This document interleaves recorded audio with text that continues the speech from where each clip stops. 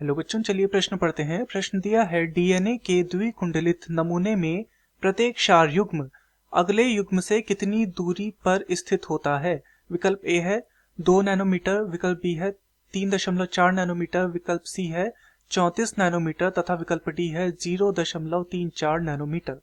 तो इस प्रश्न में हमसे डीएनए की जो द्विकुंडलित संरचना है उसके विषय में पूछा गया है।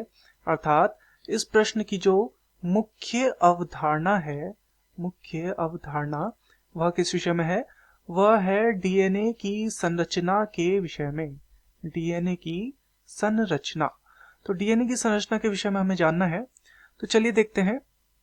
तो डीएनए क्या है, सबसे पहले हम ये जानते हैं डीएनए एक मूल जैव अणु है जो कि एक आनुवंशिक पदार्थ भी है। अर्थात ये आनुवंशिक सूचनाओं को क्या करता है, एक पीढ़ी से दूसरी पीढ़ी में मातृ कोशिका से संतति कोशिका में ले जाने का कार्य करता है।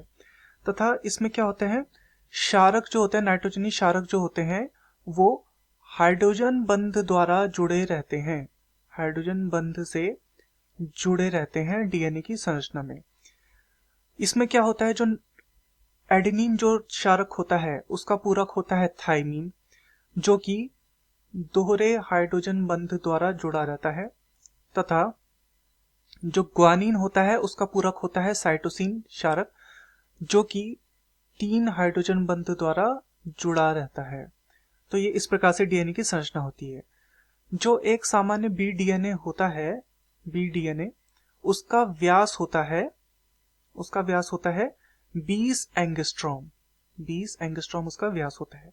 तथा इसके जो जोड़ होते हैं, जोड़ के बीच की दूरी, अर्थात ये जो क्षार होते हैं इनके बीच, इनमें जो जोड़ होता है, इन जोड़ के बीच की जो दूरी होती है वह होती है 3.4 एंगस्ट्रॉम, या फिर अगर हम इसे नैनोमीटर में बदलें तो ये होगा 0.34 नैनोमीटर। तो चलिए विकल्पों को देखते हैं। विकल्प ए है 2 नैनोमीटर, 2 नैनोमीटर नहीं है इनके बीच की दूरी। विकल्प बी है 3.4 नैनोमीटर, तो 3.4 एंगस्ट्रॉम होती है, ना कि नैनोमीटर, तो ये हमारा गलत हो जाएगा।